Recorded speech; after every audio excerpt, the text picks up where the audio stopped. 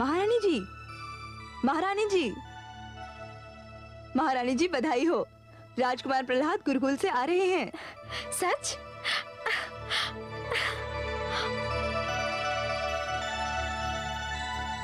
माते। पुत्र, कितने दिनों से तेरे आने की प्रतीक्षा में मैं एक एक घड़ी गिन रही थी। कैसा है तू पुत्र? मैं सकुशल हूँ माते। गुरुकुल के कठोर जीवन ने मेरे पुत्र को कितना कुम्हला दिया है। गुरुकुल का जीवन कठोर होता है माते, परंतु इस कठोरता में आनंद ही आनंद है। बस कुछ याद आता था तो तुम्हारे हाथ का भोजन। जब भी मैं भोजन करता था मेरे सामने तुम्हारा मुख आ जाता था।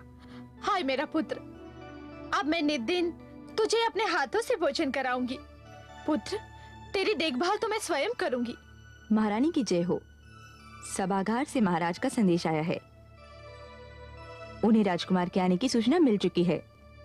वे चाहते हैं कि कुमार से वे सभागार में ही मिले।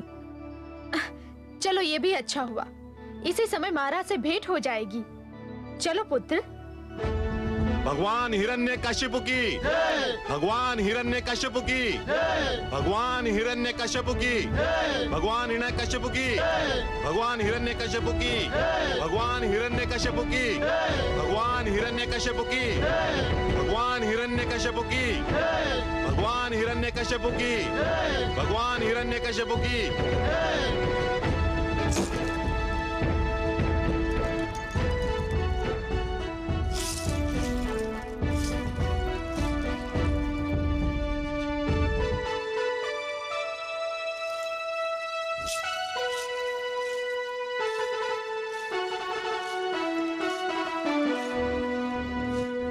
भगवान हिरण्यकशिपु की जय हो।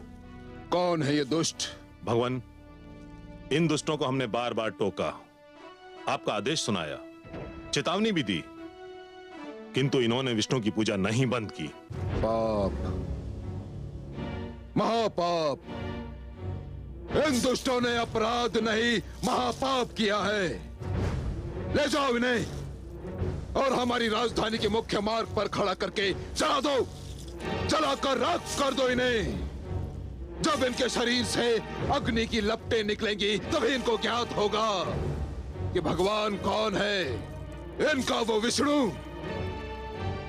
या फिर मैं हिरण्यकशिपु। हे असुरराज, तुम हमें जला सकते हो, किंतु हम भगवान विष्णु का नाम लेना नहीं छोड़ेंगे। नहीं छोड़ोगे? ले जाओ इन्हें। चलो।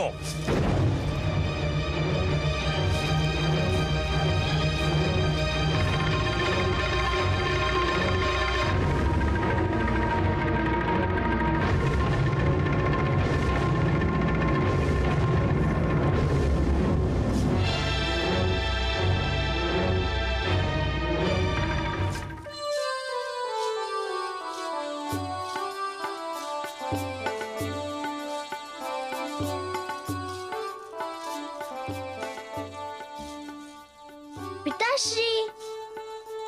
प्रहलाद,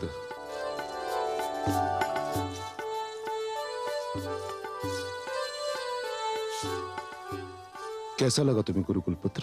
बहुत सुंदर पिताश्री। जानते हैं वहाँ मुझे बहुत से मित्र मिल गए हैं। वे मुझे बहुत प्यार करते हैं।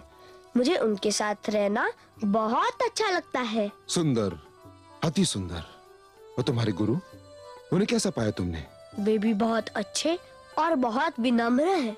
मेरी देखभाल करते रहे। परंतु पिताश्री, उन्हें तो ये भी नहीं पता कि शिष्य को क्या पढ़ाना चाहिए। वे तो शिष्यों को एक असत्य पाठ पढ़ाते हैं। देखा कितना चतुर है मेरा पुत्र। इतनी छोटी सी आयु में इसने ये भी जान लिया कि सत्य और असत्य में क्या अंतर है। धन्य हो पुत्र, तुम धन्य हो। किंतु पुत्र, तुमने ये कैसे जान लिया कि तुम्हारे गुरु तुम्हें असत्य पाठ पढ़ा रहे हैं? उन्हें तो ये भी ज्ञान नहीं कि ईश्वर कौन है। मैं कुछ समझा नहीं। वे मुझे गुरुकुल में बने मंदिर ले गए और आपकी मूर्ति दिखाकर कहने लगे कि ये ईश्वर है, इनकी पूजा करो। और तुमने क्या कहा? मैंने कहा कि ये मेरे पिताश्री की मूर्ति है, ये ईश्वर नहीं है, ईश्वर कोई और है।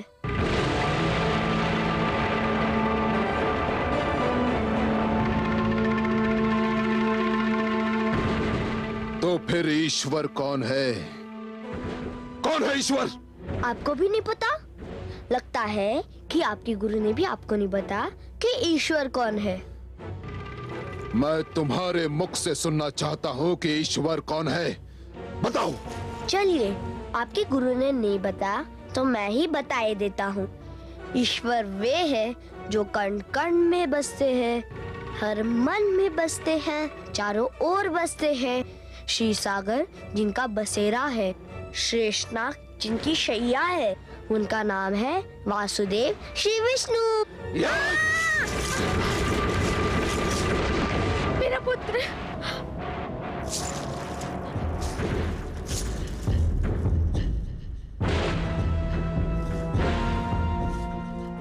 किसने दी इस बालक को ये विश्व भरी शिक्षा? कहाँ इसके मूर्ख और निकम्मे शिक्षक? कहाँ है वो? देखा कमल नयन, वही हुआ जिसका मुझे भय था। हिरण्यकशिपु ने पुत्र प्रहलाद पर अपने प्रकोप का द्वार खोल दिया है। अत्याचार आरंभ हो गया है। इतने प्यारे और कोमल बालक को निर्दयता से उठाकर फेंकते हुए उस दुष्ट को दया नहीं आई। हाँ महादेवी, कथा आरंभ हो गई है। ये वो कथा है जो हर युग में सत्य की पताका फहराने वालों को प्रेरणा देगी। पर आप घबराइए मत। जो पुष्प खिलने वाला होता है वो खिलकर ही रहता है।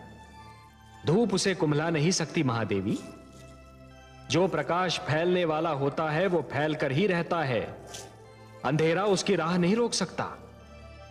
हिरण्यकशिपु ने प्रकोप का नहीं, अपने पतन का द्वार खोल दिया है। अब आप देखिए क्या होता है।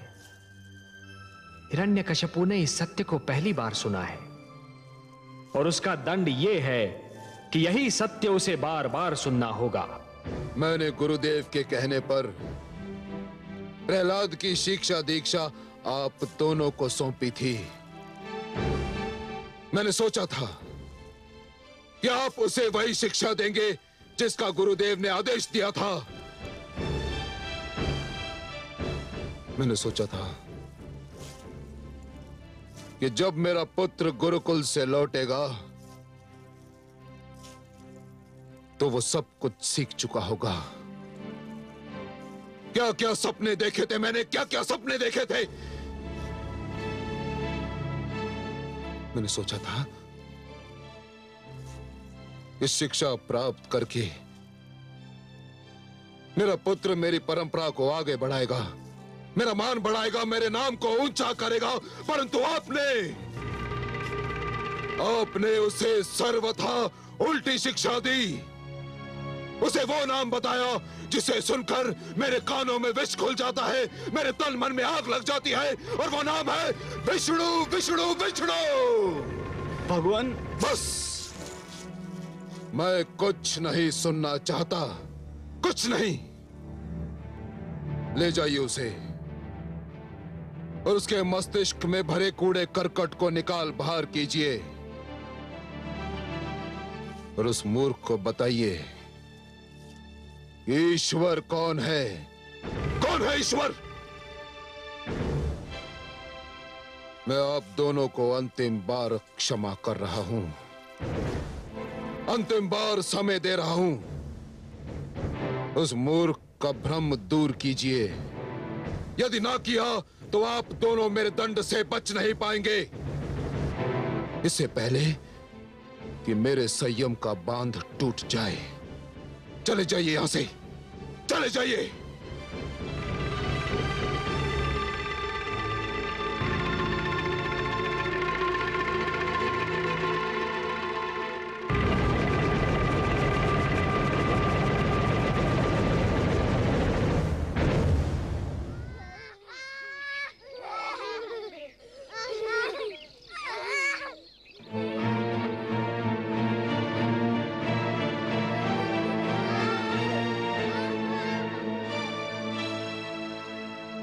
यह तुम्हारी शैया है राजकुमार। संध्या हो गई है, अब तुम विश्राम कर लो। हे गुरु, मुझे खेद है कि मेरे कारण आपका अपमान हुआ। अभी तो केवल अपमान हुआ है। यदि अब भी तुमने हमारी बात नहीं सुनी, असुर नीति का अध्ययन नहीं किया, तो अगली बार हमारा वध भी हो सकता है। जग की ये रीति है कि शिष्य गुरु को दक्षिणा देते हैं, परंतु तुम्हारे रूप में हमको एक ऐसा शिष्य मिला है जो दक्षिणा के बदले दंड दिलाने के लिए तत्पर है। शिष्य का धर्म है कि गुरु को सुख पहुंचाना, उनकी सेवा करना। जिस शिष्य के कारण उनके गुरुजन को कष्ट हो, दुख हो, उस शिष्य के जीवन को धिक्कार है। तो फिर हमें वचन दो, जो हम कहेंगे वही करोगे। मैं ये वचन तो नहीं दे सकता, परंतु मैं ये वचन अवश्य दे सकता हूँ कि मेरे कारण आपको कभी कोई कष्ट नहीं होगा। तुम्हारे मुख से कभी तो इतने मधुर बोल निकलते हैं कि मन प्रसन्न हो जाता है, और कभी ऐसे कटु वचन बोलते हो कि हमारे प्राण सूख जाते हैं। कटु वचन? मैं कभी कटु वचन नहीं बोलता। आप सत्य वचन को कटु वचन क्यों कहते हैं? हाँ हाँ वही, परंतु तुम्हारा सत्य हमारे विचारों से मेल नहीं खाता। वह इसलिए गुरुजन कि मेरी और आपकी विचारधारा में अंतर है। परंतु आप चिंता ना करें, मैं अपने विचारधारा का सारा उत्तरदायित्व तो अपने सिर ले लूंगा। आप पर कभी आँच नहीं आने दूंगा, यह मेरा वचन है। ठीक है, अभी विश्राम करो। भोर होने पर देखेंगे कि तुम हमको भगवान हिरण्यकश्यप के प्रकोप से कैसे बचाते हो। चलो भ्राताशंड।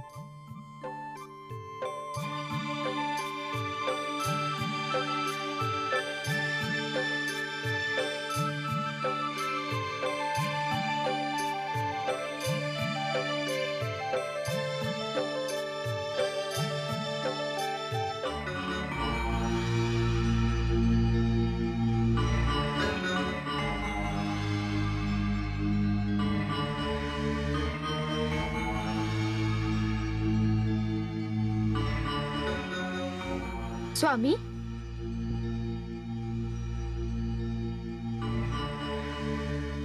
आप अभी तक नहीं सोए? नींद नहीं आ रही है महारानी। तुम्हारे पुत्र ने मेरी आंखों की नींद छीन ली है। मेरा पुत्र? क्या वो आपका पुत्र नहीं? यही तो खेद है महारानी कि मेरा ही पुत्र मुझी से विद्रोह कर रहा है। मेरा ही रक्त मुझी को ललकार रहा है।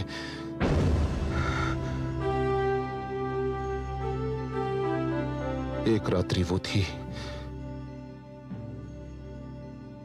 जब वो यहां आने वाला था।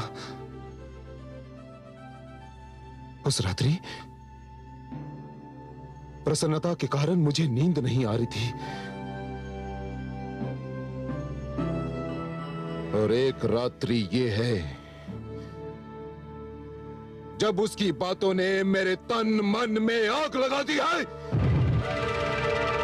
और आज मुझे क्रोध के कारण नींद नहीं आ रही है महारानी।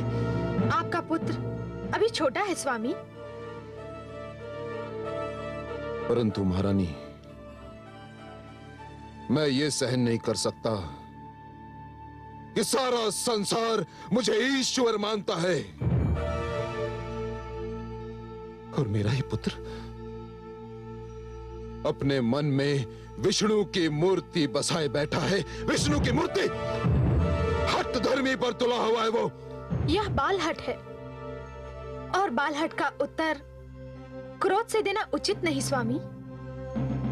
हम उसे प्यार से समझाएंगे तो वो अवश्य मान जाएगा। पुत्र है, उस पर प्यार भी आता है, किंतु विद्रोही है, इसलिए उस पर क्रोध भी आता है। मुझे भय है महारानी, कहीं मेरा क्रोध मेरे प्यार की सीमा को लांघ ना जाए। उसे मुझे ईश्वर मानना ही होगा। ऐसा ही होगा स्वामी। आप उसके गुरुजनों पर भरोसा कीजिए। महारानी, और यदि ऐसा नहीं हुआ तो पुत्र प्रहलाद की मृत्यु निश्चित है, निश्चित है, निश्चित है।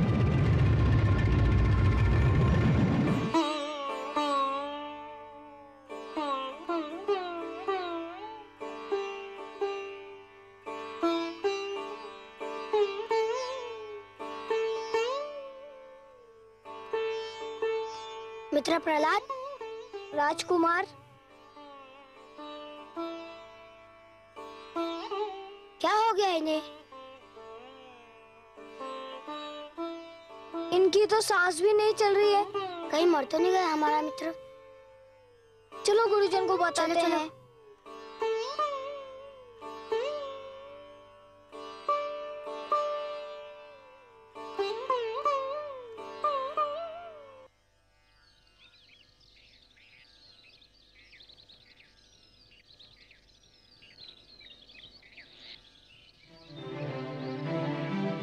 गुरुदेव, गुरुदेव शीघ्र चलिए, राजकुमार प्रहलाद का कुछ हो गया। क्या हो गया है? उनकी सांस नहीं चल रही है। हाँ गुरुदेव, लगता है वे मर गए। क्या कह रहे हो? यह तो अनर्थ हो जाएगा। चलो भ्राता, चलो चलो। प्रहलाद, शिष्य प्रहलाद, राजकुमार, राजकुमार की सांस नहीं चल रही है, नाड़ी भी नहीं चल रही है। हम तो मारे गए भ्राता षंड। ये किस संकट में डाल दिया राजकुमार ने? अगर भगवान हिरण्यकशिपु को सूचना मिल गई तो अनर्थ हो जाएगा भ्राता।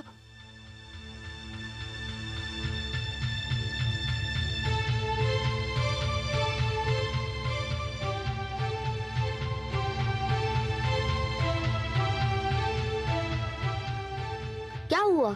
आप लोग इतने भयभीत क्यों दिखाई दे रहे हैं? भयभीत? आपने तो हमारे प्राण ही संकट में डाल दिए थे। क्यों? हम तो समझे थे कि आपको कुछ हो गया है। कुछ नहीं हुआ था मुझे। कुछ नहीं? परंतु यह सब क्या था? हे गुरुजन, आप लोग अकारण घबरा गए। कुछ नहीं हुआ था मुझे, मैं तो केवल योगाभ्यास कर रहा था। योगाभ्यास? हाँ, इसे शवासन कहते हैं। शवासन? हाँ, इसे योग मुद्रा भी कहते हैं। इसमें श्वास को भीतर ही खींचकर भीतर ही रोक लिया जाता है और प्राणों को शरीर के ब्रह्मांड में अर्थात मस्तिष्क में स्थिर कर दिया जाता है। इससे शरीर और मस्तिष्क दोनों को शक्ति मिलती है। हे कमल नयन, क्षण भर के लिए तो मैं भी स्तब्ध रह गई। मुझे अचरज हो रहा था कि पुत्र प्रहलाद की जीवन लीला इतनी शीघ्र कैसे समाप्त हो गई। महादेवी, पुत्र प्रहलाद की जीवन लीला अभी तो आरंभ ही नहीं हुई है, तो वो समाप्त कैसे होगी? प्रहलाद प्राणायाम का अभ्यास कर रहा था। प्राणायाम जो योग क्रिया का एक अंश है, श्वास पर नियंत्रण पाने का गुर है। और हे देवी, श्वास जीवन का दूसरा नाम है। जो श्वास पर नियंत्रण पा लेगा वो जीवन पर नियंत्रण पा लेगा। ये सब पुत्र प्रहलाद को देवर्षि ने सिखाया था। हाँ महादेवी, देवर्षि ये जानते हैं कि इस योग क्रिया का महत्व आने वाले युगों में जाकर ही जान पड़ेगा।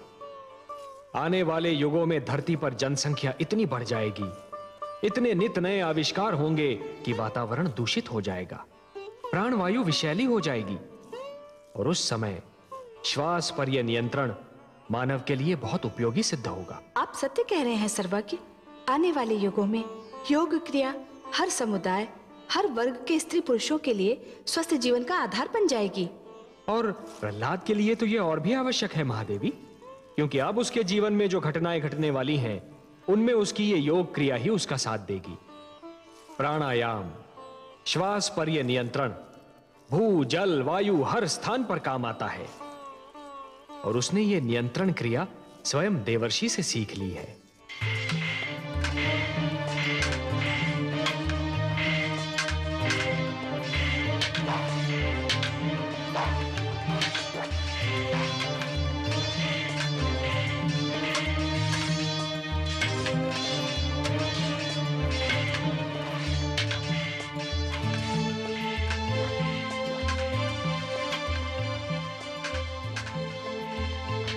राजकुमार,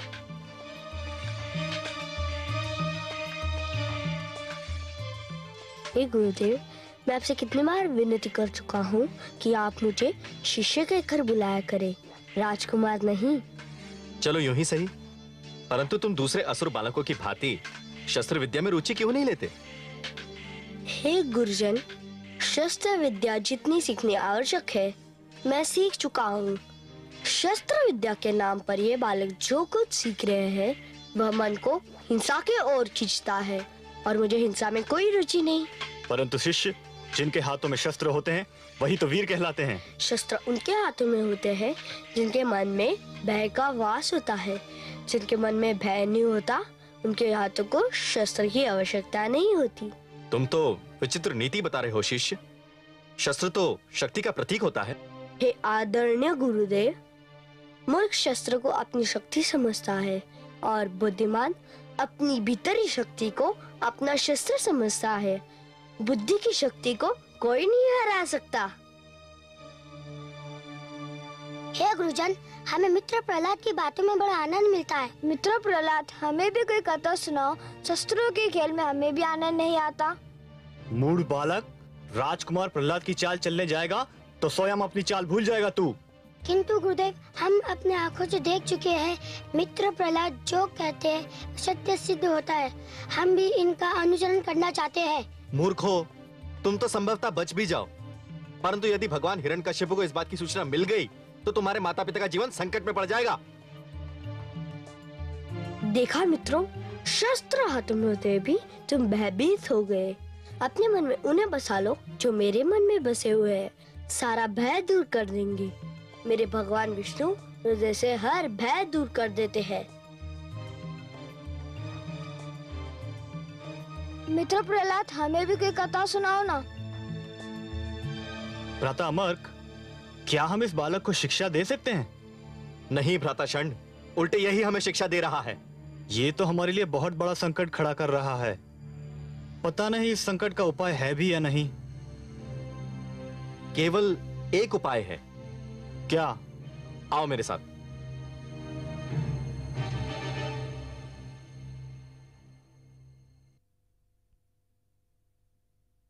महारानी की जय हो। गुरुकुल से गुरु षंड और गुरु अमर्क आए हैं और आपसे मिलना चाहते हैं। इस समय? इतनी रात्रि को?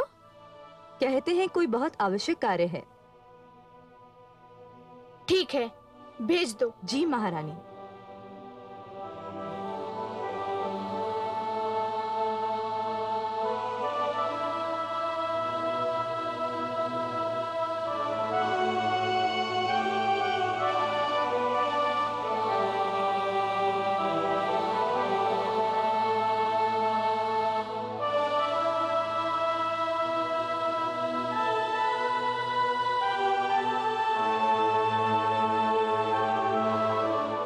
प्रणाम राजमाता।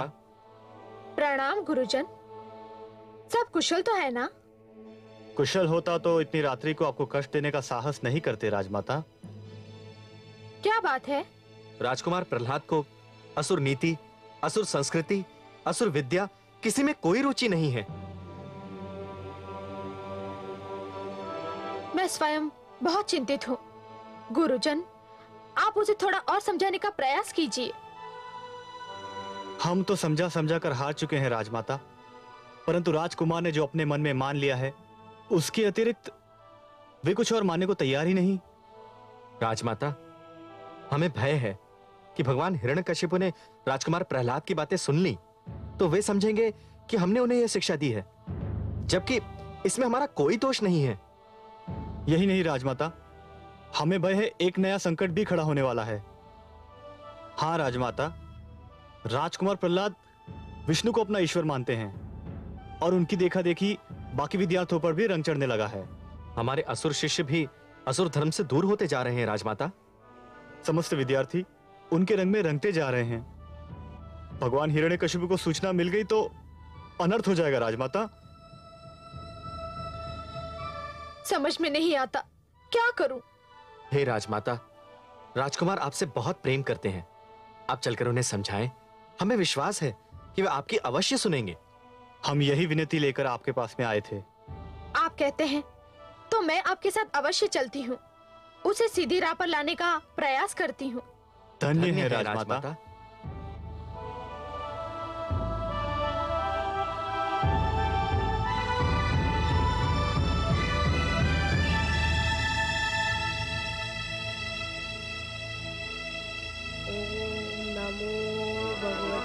वासुदेवाय।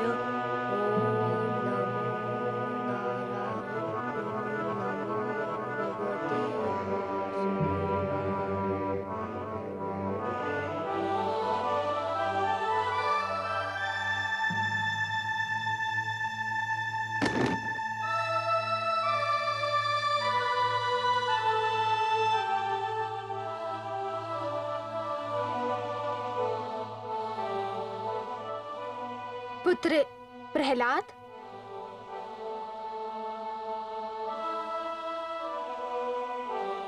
माते,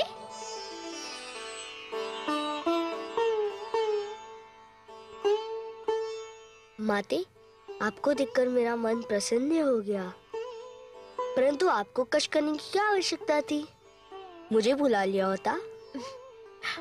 पुत्र, यदि आधी रात्रि को मुझको राजभवन छोड़कर तुम्हारी कुटिया तक आना पड़ा तो इसका अर्थ जानते हो पुत्र?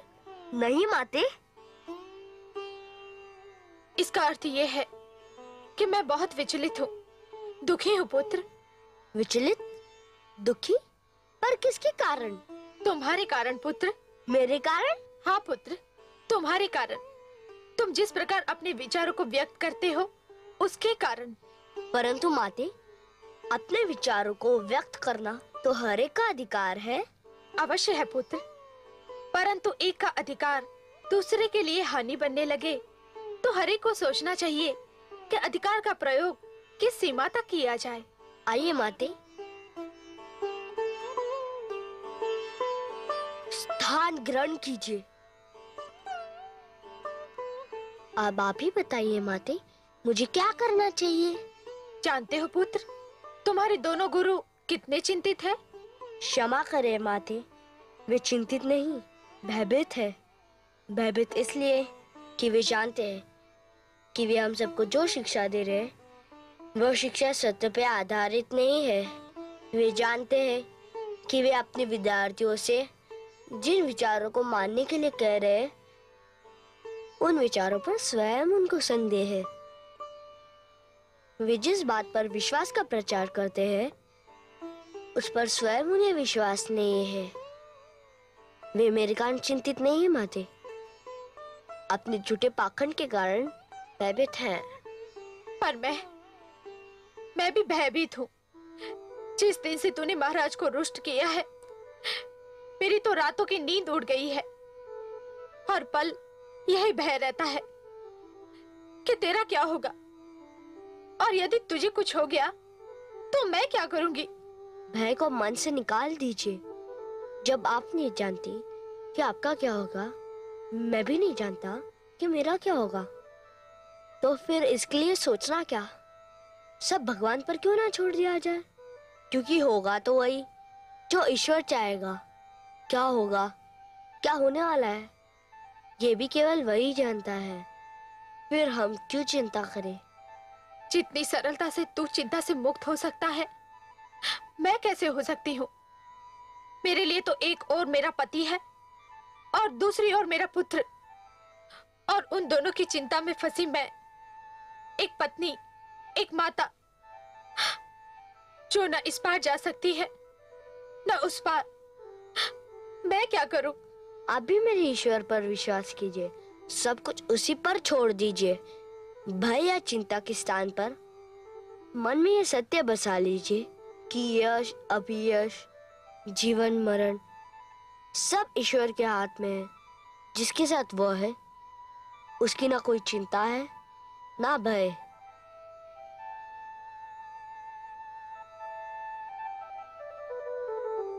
ओम नमो नारायण।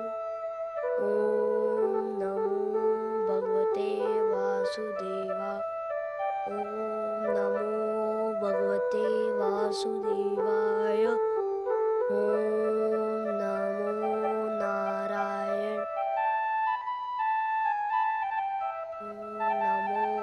भगवते वासुदेवाय।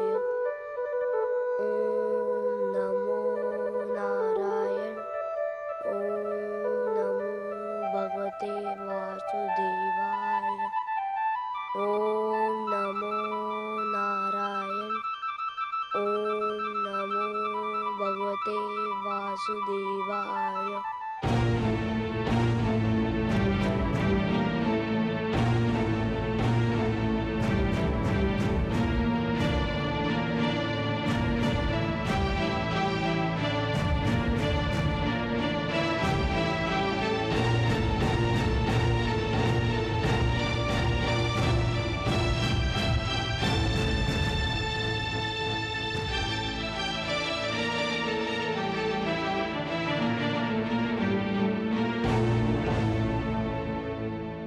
भगवान हिरण्यकशिपु की शक्ति इतनी रात्रि को कहां से आ रही है?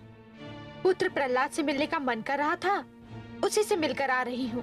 आपने अकारण ही कष्ट किया महारानी। मैं स्वयं कल उसे अपने सभागार में बुलाने वाला हूँ। कल? नहीं स्वामी, इतनी शीघ्र मत बुलाइए उसे। उसकी शिक्षा में बाधा आएगी। अभी कुछ दिन और उसे गुरुकुल में ही रहने दीजिए। इसका अर्थ ये हुआ कि उसे मिलने के पश्चात आपको ये ज्ञात हुआ कि वो गुरुकुल में वो कुछ नहीं सीखा जो उसके गुरु उसे सिखाना चाहते थे। ऐसा नहीं है स्वामी, पर उसे थोड़ा समय और मिलना आवश्यक है। नहीं महारानी, मैं और अधिक समय नहीं दे सकता। ये प्रश्न भगवान हिरण्यकशिपु के मान सम्मान का है। ये प्रश्न हमारे अभिमान का है। मैं कल ही सेनापति अश्वमित्र को भेजकर प्रहलाद को सभागार में बुलाने का आदेश देता हूं।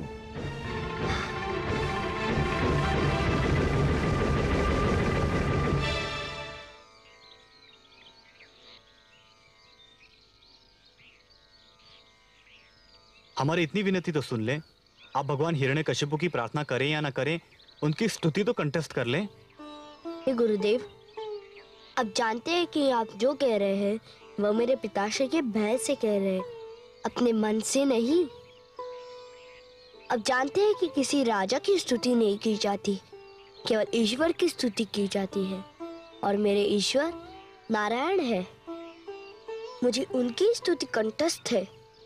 मित्र, हमें भी बताओ क्या स्तुति है? सुनोगे? हाँ हाँ, अवश्य सुनेंगे। अरे अरे, यह क्या अनर्थ कर रहे हो? हम मित्र प्रहलाद से स्तुति सुनेंगे।